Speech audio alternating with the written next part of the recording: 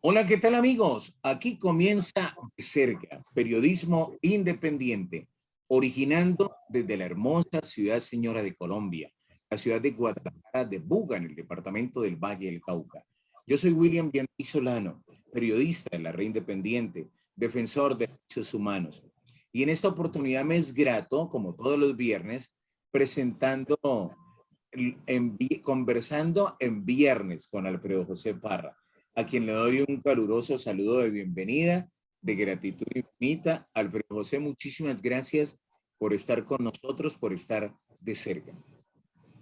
Gracias, William Vianney. Buenas noches para toda la audiencia, tanto en Colombia como en otras partes de Latinoamérica y del mundo. Hoy nos acompaña el profesor Daniel Libreros, con el cual vamos a conversar sobre la coyuntura actual que estamos viviendo, de este paro cívico, de la reforma tributaria y también sobre economía, que es la especialidad de él. Me permito presentar algunas notas biográficas del profesor Daniel.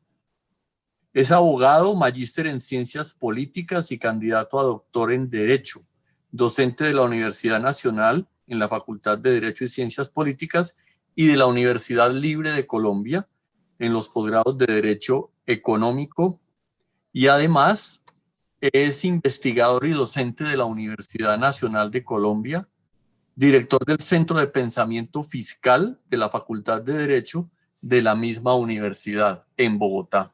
Daniel, buenas noches y bienvenido a nuestro programa Conversando en Viernes en el canal de Cerca.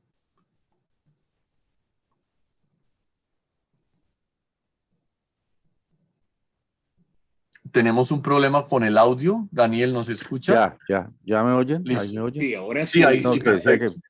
muchas Adelante, gracias, bien, pues. muchas gracias Alfredo, muchas gracias William por la invitación a este programa tan importante y que tiene pues tantas preocupaciones temáticas sobre los asuntos de la comunidad.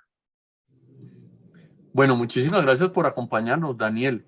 Pero lo primero sería unos antecedentes para nuestra audiencia y para nuestro público de la coyuntura que estamos viviendo ahora, que nos coloquen como en contexto de lo que está pasando. Bueno, creo que lo primero es anotar que estamos en una pandemia a nivel mundial, una pandemia muy grave, sobre la cual tenemos todavía mucha incertidumbre, no sabemos esto dónde va a terminar.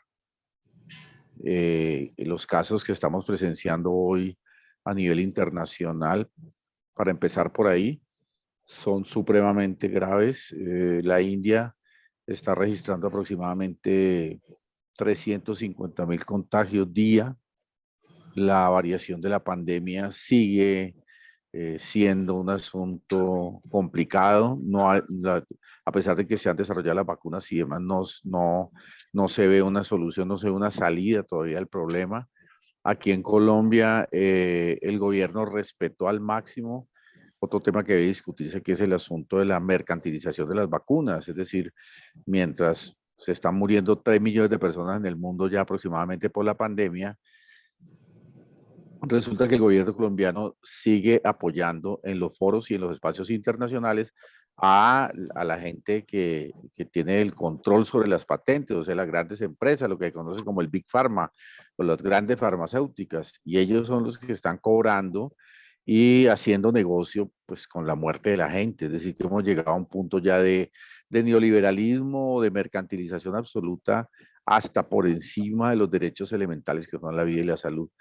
Y acá, pues, desde que empezó la pandemia, el gasto que ha hecho el gobierno, que tanto alegó y sobre el cual sacó decretos extraordinarios y demás, terminó favoreciendo fue a los sectores más altos de la población. Está demostrado que el gasto que se hizo durante la pandemia, que es aproximadamente 2.7 billones de pesos, es mucho favoreció a las empresas y a los grupos económicos, además porque se giró directamente al sistema financiero privado, más la emisión del Banco de la República, que también fue grandísima, y lo que está produciendo la deuda, lo que produjo la deuda durante la pandemia o el incremento de la deuda durante la pandemia, es el hecho de que esos dineros los tomaron los bancos a su vez endeudaron familias, siguieron endeudando al Estado y hoy tenemos una deuda grandísima. O sea, es falso decir que el gasto que se hizo en el periodo de la pandemia ha sido a favor de la población y que por eso tenemos que hacer ahora un sacrificio fiscal cuando ocurre exactamente lo contrario. Y lo otro que debe decirse es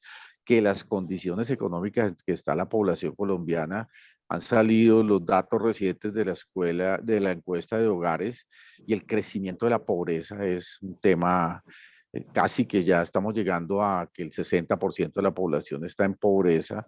El reconocimiento de que desde la pandemia más o menos 6,5 millones de personas han dejado de consumir una comida, el desempleo, la destrucción de las microempresas, y sin embargo nos van a hacer una reforma tributaria. Entonces, creo que lo que ha explotado en la calle es una injusticia muy grande, donde a pesar del COVID, a pesar de la posibilidad que se contagie, la población ha salido porque ya es absolutamente insoportable, y más grave aún que se piense en que se va a resolver con una reforma tributaria que mantiene una línea de continuidad con las reformas tributarias anteriores, cuál es la de que se descarga sobre las capas medias y los pobres y se mantienen intactos los patrimonios, no se tocan tributariamente los patrimonios de los grandes capitales y los grandes empresarios. William. Gracias, Alfredo. Profesor Daniel, ¿será que no es el tiempo para haber presentado por parte del gobierno nacional una propuesta de una reforma tributaria? ¿No era el tiempo? ¿No eran las condiciones? Sí, por supuesto que no eran las condiciones sociales, por lo que hemos tratado de presentar, pero ha quedado totalmente en claro que la razón por la cual se presentó ahora es por las calificadoras de riesgo. ¿Qué son las calificadoras de riesgo? Son una especie de evaluadores que están diciendo la deuda en un país está más o menos en esto, entonces si es viable todavía invertir allá o no. Es decir, son los que le están garantizando a los inversionistas que hoy son muy fuertes en el mundo. Estoy hablando de fondos de inversión, estoy hablando de grandes bancos, estoy hablando de fondos de pensiones, que son los que invierten en nuestros países, además con una rentabilidad muy alta. Entonces, cuando la deuda llega a cierto punto, las calificadoras dicen, si usted no hace un ajuste del gasto o usted no hace una reforma tributaria, yo no vuelvo allá porque no es viable ya la inversión allá, entra en riesgo. Y eso significa una mala calificación. Y una mala calificación al mismo tiempo representa, en el sometimiento que tenemos a los mercados de capitales internacionales, representa nada menos que los costos de la deuda se vuelven cada vez más caros, sobre todo la deuda externa, la deuda que se contrae en dólares. El alegato del gobierno es que con esa situación es necesario hacer la tributaria, pero traté de presentar que esa deuda aumentó con un sesgo privatizador, o sea que el manejo de la pandemia se hizo, fue a favor de los grandes grupos, precisamente los que no se tocan ahora tributariamente.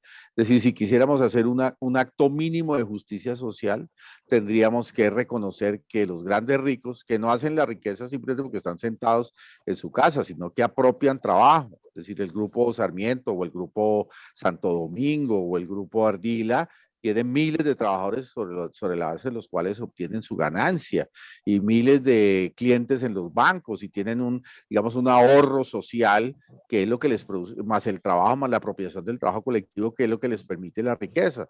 Luego, si tienen semejante riqueza, ¿por qué en una situación como la que tenemos no hacen un acto mínimo de justicia social, pues que está desde Santo Tomás y las tradiciones de los padres de la iglesia, para citar una fuente, o de Aristóteles, en fin, que ha tenido mucha discusión en la historia de la humanidad, y que incluso está en las definiciones de lo que debe ser un Estado social de derecho y una mínima política redistributiva fiscal en favor de los de abajo, los oprimidos, en una situación tan apretada como la que tenemos. Y eso te lleva también a otro dilema, es decir, ¿cómo es posible que en la situación actual las calificadoras de riesgo, así como las grandes empresas transnacionales de producción de drogas, de fármacos, pues asfixian al mundo exigiendo patentes cuando la gente está muriendo, haciendo negocio con las patentes?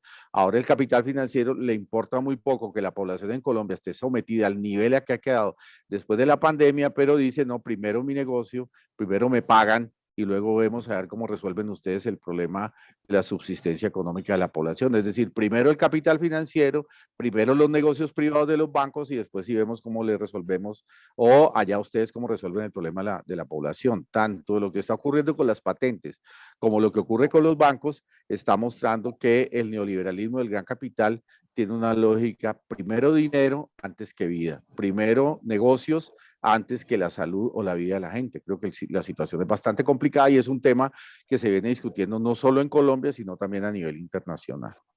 O sea, perdóneme, Alfredo, o sea, maestro Daniel, que así como usted considera que hay una gran cantidad de víctimas, no solamente por el tema de la pandemia, que de paso se ha dicho es en todo el globo terráqueo, sino en el caso de Colombia, el tema de la reforma tributaria, así como hay una gran cantidad de víctimas, también hay beneficiados. ¿Hay alguien que se está beneficiando de esta situación tan caótica?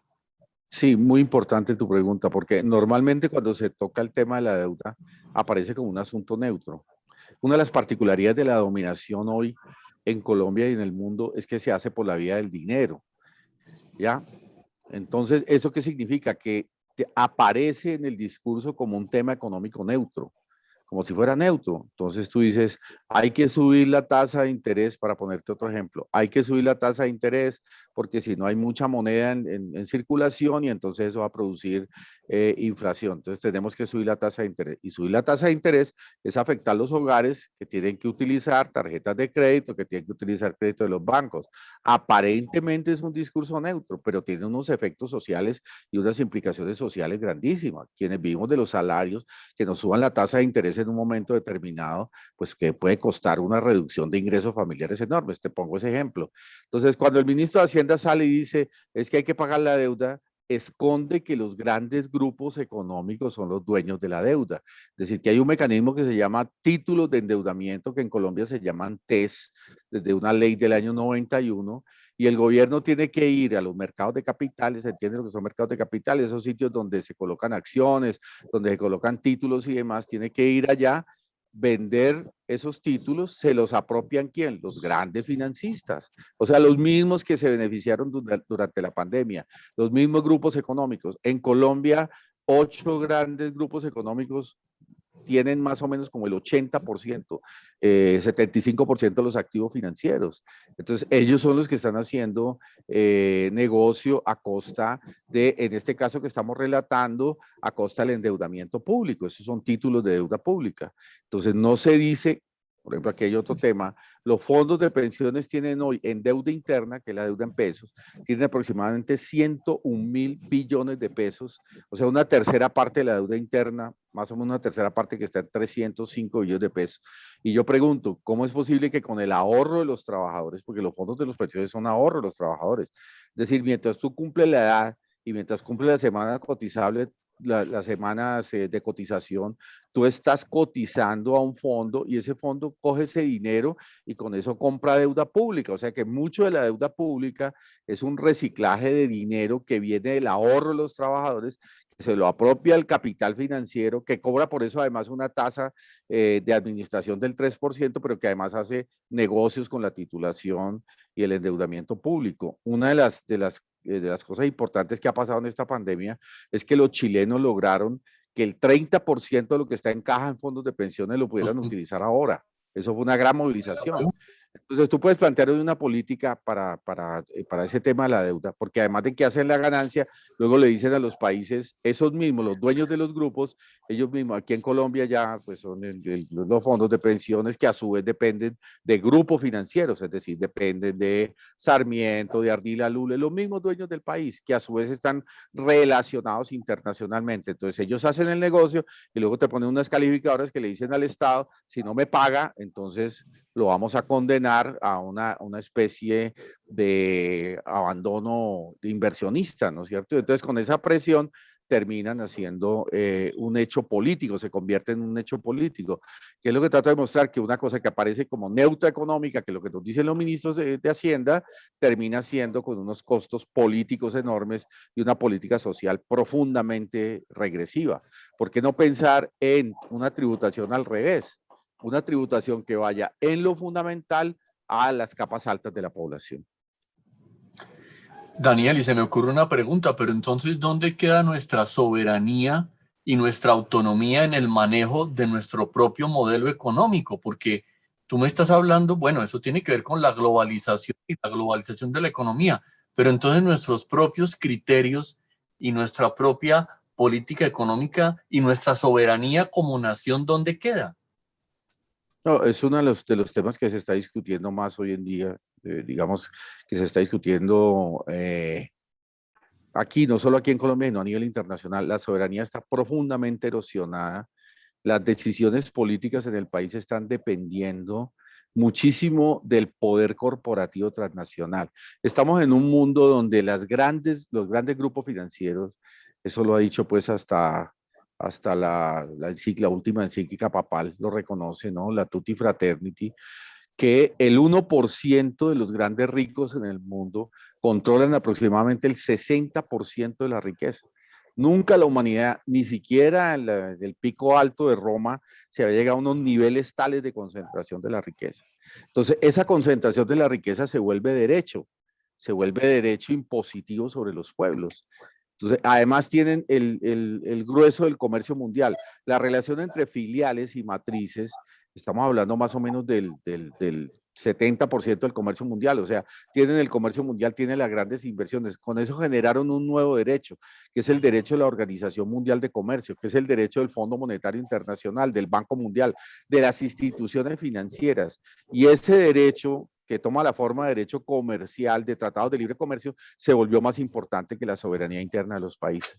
Entonces firmamos tratados de libre comercio y en los tratados de libre comercio dice, en caso de que haya un excedente de posible riesgo de pago de deuda tal, usted tiene que cumplir con los programas. Incluso en la Constitución Política de Colombia está programado que la deuda, hay varios artículos que muestran que la deuda se paga por como sea, por encima de cualquier decisión fiscal, al igual que leyes orgánicas. Entonces, la legislación nuestra depende mucho de ese poder corporativo transnacional. Hay un nuevo derecho, incluso un cambio en el constitucionalismo a favor del derecho privado comercial y a favor de los grandes grupos económicos. Entonces, tú tienes razón en que la soberanía está bastante erosionada y que la globalización ha logrado perforar al máximo lo que antes eran digamos, o lo que podría ser considerado como un Estado autónomo y estamos en esa situación tan difícil. Es increíble que un presidente de la República y un ministro de Hacienda salgan diciendo en público que hay que hacer la tributaria porque si no las calificadoras de riesgo nos colocan en un precipicio económico. Eso ya te denota hasta dónde se ha No, permeado la soberanía y la capacidad de decisión política de los estados. mira, perdón, William, el Sí, difunto Mario Calderón, que trabajaba en el CINEP y que fue compañero de trabajo mío en muchas de esas luchas ambientales y sociales, él decía que los ministros de Hacienda de Colombia parecían más funcionarios del Fondo Monetario Internacional que ministros que defendieran nuestra propia economía.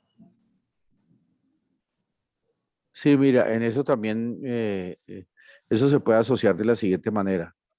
Ellos crearon unos centros de pensamiento en todos los países. En Colombia es la Universidad de los Andes, sin desconocer que ahí también hay gente progresiva, etcétera. Pero estoy hablando, digamos, de los tanques de pensamiento que se forman en la Universidad de los Andes. Entonces, la Universidad de los Andes, un padre de familia sabe que la Universidad de los Andes, con lo que paga ahí, podría tener el hijo en Estados Unidos o lo que sea, pero han logrado establecer, digamos, un circuito alrededor de docentes, de profesionales y demás, que hacen que los que se egresen de ahí con esa perspectiva van directamente al Banco Mundial o a las instituciones financieras internacionales y de ahí después pasan a ser ministros. Si tú te pones a ver los ministros de Hacienda en el último periodo, casi todos salen de la Universidad de los Andes. Igual tú puedes ver en Perú también otra universidad que hace el mismo papel, o en Argentina. Es decir, han creado centros de pensamiento que son de alguna manera espacios tecnocráticos que luego se convierten en quienes son los que toman la decisión. Y hay una puerta giratoria, porque ellos salen de los Andes o salen de este tipo de universidades, estoy hablando de América Latina, van de ahí a Estados Unidos o a los centros tipo Banco Mundial, Fondo Monetario o El BID. o el BID, correcto, Uh -huh. vuelven acá, se vuelven ministros, luego se vuelven asesores privados. El caso de Néstor Humberto Martínez es emblemático, ha sido ministro, ha sido consejero, ha sido del Banco de la República, sale de ahí y se vuelve un gran asesor privado, la famosa puerta giratoria, un gran asesor privado de grandes negocios. O sea, él mismo legisla y él sale después a manejar los negocios de lo que legisló y lo que volvió norma. Digamos, en general, hay un circuito, digamos, por arriba élite, y las otras universidades no llegan hasta ese nivel, sino que hay otro tipo de formación. Digamos que eso terminó produciendo también una fragmentación en los currículos y en el ejercicio profesional en favor de una élite que está ligada directamente en lo transnacional y otras universidades que están por fuera de ello, u otros centros de pensamiento que están por fuera de ello. Es decir, en otras palabras, su merced podría considerar que detrás de esta, bueno, no, yo llamaría comedia ni parodia, sino una triste realidad, ¿no? Un drama, es que es un drama. Es un drama, exactamente, Alfredo. Detrás del telón, ¿quiénes están? ¿Y cuál será la finalidad de esta dinámica? ¿Hacia dónde nos querrán llevar? Pues al mundo en donde estamos, a profundizar el mundo donde estamos. Se me olvidó decir en el punto que estábamos hablando anteriormente, que estos técnicos no tienen nada que ver con la realidad colombiana. Lo que le pasó a Carrasquilla con el cuento de la docena de huevos, te grafica hasta dónde están por fuera de la realidad. O sea, no conocen una tienda de barrio, no conocen un supermercado, y sin embargo legislan con un discurso tecnocrático apropiado de una élite transnacional y te El hacen mismo Duque en miles. estos días lo confesó, perdóneme, maestro Libreros. En estos días, hace poco, en medio de comunicación, a Vicky, creo, Vicky Dávila, le confesaba que él no tenía muy claro el tema de la reforma tributaria. Lo dijo el señor presidente de la República. Claro, y terminó diciendo que él no se dio cuenta cuando colocaron el IVA a las funerarias, por ejemplo. Es decir, eso te denota una incapacidad y un desconocimiento total de lo que están proponiendo. Incluso físicamente, yo conozco la Universidad de los Andes y esos estudiantes salen por la parte de arriba de Bogotá, por la circunvalar a sus barrios altos. O sea que no tienen ni siquiera la posibilidad de conocer un barrio pobre, un barrio humilde. Entonces, ese es el tipo de persona que tiene, que se apropia un discurso tecnocrático que está por fuera de la realidad y que termina produciendo este tipo de legislación. Ahora, la otra parte de tu pregunta, ¿para dónde vamos? Si no resistimos, si efectivamente este paro que estamos viviendo ahora no logra consolidarse y centralizarse y producir un nuevo tipo, digamos, de organización de abajo, de resistencia, que empiece a cambiar esto. Y estoy pensando también en América Latina, porque hay mucha resistencia ahora, ¿no? Está Chile, hay grandes movilizaciones en Chile que terminaron transformando en parte la realidad de ese país al punto de lograr una convocatoria de una asamblea constituyente, las grandes movilizaciones de Ecuador del año 2019. En general la gente también se está movilizando y está peleando. Entonces el asunto es cómo tratar de coordinar, porque esto ya también está en clave, creo, a nivel de América Latina, en clave internacional, ¿no? Por lo menos regional, de empezar a plantear unas pautas diferentes, porque si esto sigue así, pues esta gente no tiene límite. Esta gente hoy te hace una tributaria, mañana te hace una pensional. Ellos tenían planteado incluso, lo tenían planeado.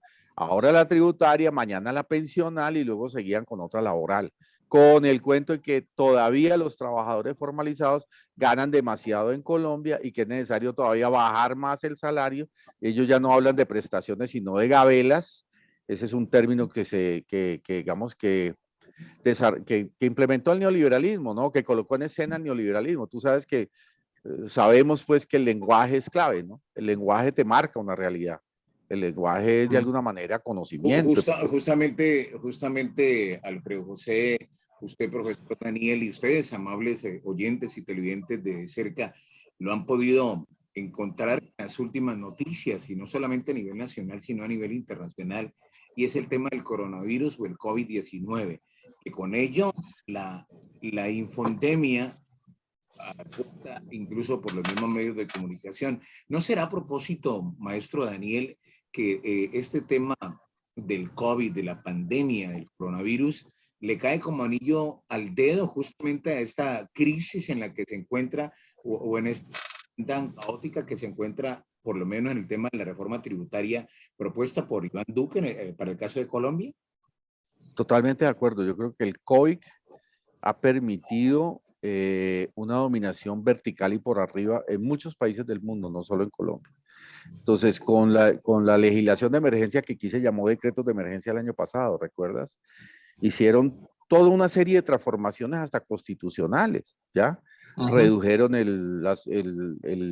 los derechos laborales, desarrollaron impuestos sobre la población, o sea, hicieron ese tipo de legislación que afectó directamente a la población, porque el encerramiento le favorece a ellos. Si no hubiera habido encerramiento, estoy absolutamente convencido, después de noviembre del 2019 la situación no hubiera sido otra el año pasado, cuando se intentaron hacer todos esos, digamos, todas esas transformaciones en contra de la población. Y ellos calcularon mal ahora, a mi modo de ver, porque ellos creyeron que con el encerramiento la reforma tributaria no iba a generar la resistencia que está generando las calles. Y resulta que la gente, yo lo oído muchísimo en lo que circula, digamos, como propaganda de la gente y demás. La gente está diciendo, nos morimos de COVID, pero no de hambre encerrados en la casa. Y entonces, digamos, esa tropelía que se hizo sobre las capas medias, sobre la informalidad, ese constatar de que un ministro no sabe ni siquiera cuánto vale una docena de huevos, que pues, todo lo que hemos hablado en el lenguaje popular, eso terminó pegando una resistencia fuertísima que está planteando que este paro además se volvió indefinido. Mañana es 1 de mayo y no sabemos qué consecuencias va a tener. Aquí en Cali están en varios sitios de la ciudad están existiendo enfrentamientos. Entonces, ellos creyeron de que el COVID, sobre todo aquí en Colombia, iba a amarrar a la población y la situación fue otra por el desespero en que estamos. Y justamente, maestro Daniel, y perdóname, Alfredo, es que esto es un tema muy interesante. Justamente en un país donde han habido más de 6.200, 6.000 y algo, un poquitico más de falsos positivos, en un país donde se compran decisiones judiciales, fallos, periodistas, medios de comunicación, donde se compran incluso jueces, con el perdón de los administradores de justicia, ¿no será también posible comprar revoltosos y vándalos para infiltrar estas protestas, para estigmatizarla y marginarla, para poderla enmarcar como rotularla como enemigos de la misma democracia?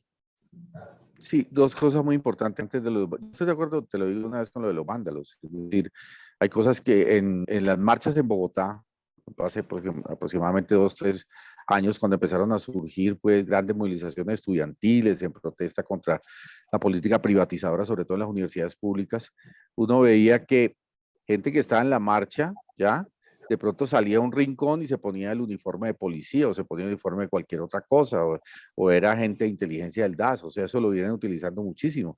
Y aparecen como los más radicales en las marchas diciendo que hay que quemar los bancos, qué tal, pero es para generar una situación en la opinión pública, ¿no? En la que la protesta legítima va a aparecer como un tema de vándalos. Entonces, tratar de ilegitimar la protesta. Y eso es bastante perjudicial. Aquí una cosa muy interesante en Cali hace el día del 28, y es que los vándalos salieron, si aceptamos pues el nombre de vándalos, que eso sería complicado, pero la gente que aprovecha el espacio para robar y demás salió a robar un éxito con electrodomésticos y la gente le tomó los productos y se los devolvió al almacén y dijo, no es que la pelea no es robar así, sino la pelea es contra el gobierno. O sea, eso denota que de alguna manera también hay una conciencia que empieza a desarrollarse en la gente que es necesario no dejar de legitimar la protesta de esa manera. Pero tú estás diciendo también otra cosa antes que es clave, Alfredo y William, y es el tema de la justicia. Es que increíble que una magistrada de tribunal, ¿no? O faltando 6 horas para que iniciara la protesta, sale con un fallo mandatándole a los alcaldes que prohibieran las marchas, como parte de un fallo del Consejo de Estado, lo cual denota la irracionalidad de sectores de la justicia, normalmente legados a un pensamiento de ultraderecha, que ven en la movilización social. Ese es uno de los grandes problemas que tenemos en Colombia, el terrorismo de Estado, es decir, que no toleran que haya una movilización mínima porque eso se convierte prácticamente que en un delito. Es decir, a la manera como vienen manejando desde el Frente Nacional y antes en Colombia, la protesta social es la criminalización de la protesta social. Y hay que hacer una lucha muy fuerte para que esto se acabe. Y también una denuncia muy fuerte ante la comunidad internacional en todo el tema de las masacres y de los asesinatos diarios de líderes sociales. Es decir, lo que está pasando con el pueblo indígena, que lo acaba de mostrar la gobernadora de Caldono, el asesinato de la gobernadora de Caldono es una infamia. O sea, ellos salen a hacer sustitución voluntaria y los narcos salen a matar a los líderes porque pues obviamente están en el circuito internacional de la droga y eso ya ha sido desnudado hasta el cansancio. Y el ejército no hace absolutamente nada y el gobierno lo que sale es hacer una política de fumigación con glifosato que va a agravar mucho más el problema de esas familias y va todavía a favorecer una política que no tiene nada que ver con las soluciones que necesita la población en esos sitios. Alfredo, quedan pocos minutos Bueno, de este espacio. sí. De cerca. Vamos, perdón, William, vamos a la pausa de la tienda del libro. Miren, este es uno de los últimos textos del profesor Daniel, que es una colección de artículos, se llama La globalización y la crisis del capitalismo, editado por el colectivo ecosocialista de Cali, Ediciones Caña Verde. Es una colección de artículos que muy interesante, se puede pedir en la tienda del libro, recordemos aquí en Buga, calle Sexta, carrera 11, dentro de la zona o dentro del vecindario de la Casa de la Cultura. Ahí usted puede pedir este libro. Y si usted dice que vio este programa de hoy, la semana entrante, le hacen un 20% de descuento en el libro que usted necesite o que usted pida. ¿Sí? Bueno, por aquí hay un amigo con una cola gris, una cola amarilla. Bueno, Daniel, pero yendo, hago la antepenúltima pregunta y después termina. Alfredo, ¿tenemos 4 minutos o se corta el programa porque esto ya está programado? Bueno, sobre la situación no soy actual yo, es en... la tecnología, ¿no? Claro, tranquilo. Sí, no, Mira, no es dictadura ¿qué podemos comunicativa. No es decir? dictadura, ni más Sí. faltaba.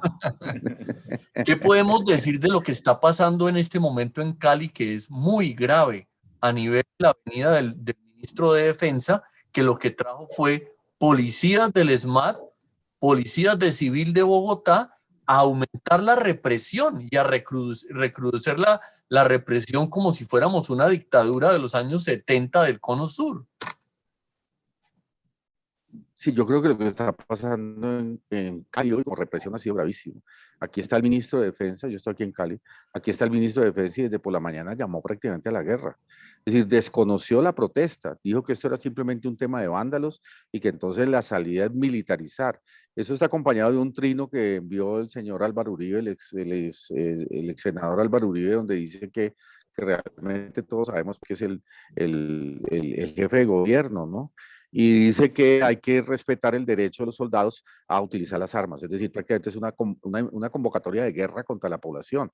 Entonces creo que esta denuncia tiene que ser fuertísima. Yo no sé cuántos muertos van a terminar aquí en Cali, pero lo que han salido es a reprimir y con bala y con todo tipo, digamos, de instrumentos que pueden matar a la población, ¿no? Y creo que es muy grave lo que está ocurriendo, Alfredo y William. Sí. Bueno, William, Sí, señor. ¿nos despedimos ya Pero o una tenemos todavía tiempo? una última cosita, Nos Alfredo y tenemos que William. Sí, ir, dale, pero dale, sí nos Daniel. Sí, pero gustaría la un última segundo cosa. nomás, William, un segundo, porque es muy importante Cali en Adelante, esto. profesor Daniel. Aquí en Cali tumbaron la estatua de Sebastián del Alcázar, que fue fundador de Cali, Popayán y Quito, que refleja el símbolo del coloniaje. ¿Y por qué traigo a colación eso? Porque es simbólico, y tú sabes que la cultura es decisiva en estos temas, porque efectivamente Cali es una ciudad, o en general el Valle, ya que estamos pues en el centro del Valle, hablando con el centro del Valle, refleja todas las tensiones que hay en el puerto de Buenaventura, que es una ciudad profundamente racista, la diseñaron con un racismo estructural y eso tiene consecuencias históricas y políticas. Lo que están haciendo con los indígenas a 2 horas aquí de Cali, la pobreza, el desplazamiento de todas estas zonas del litoral y de todas estas zonas indígenas. Es decir, Cali concentra una pobreza y un tipo de desarrollo de ciudad profundamente racista, de tradición latifundaria, que es lo que de alguna manera está explotando y la está haciendo como la más conflictiva en este momento en el marco del paro. Quería agregar eso. Pues muchísimas gracias por agregarlo. Alfredo, despide a su invitado y despedimos este espacio de Conversando en Viernes. Muchas gracias, William. Daniel, muchísimas gracias por acompañarnos. Esperamos en otra oportunidad que vuelvas a estar con nosotros, ya sea en un programa durante la semana con William o un viernes en este programa de los viernes, Conversando en Viernes. Muchísimas gracias y mucha suerte en tus trabajos y en tus labores.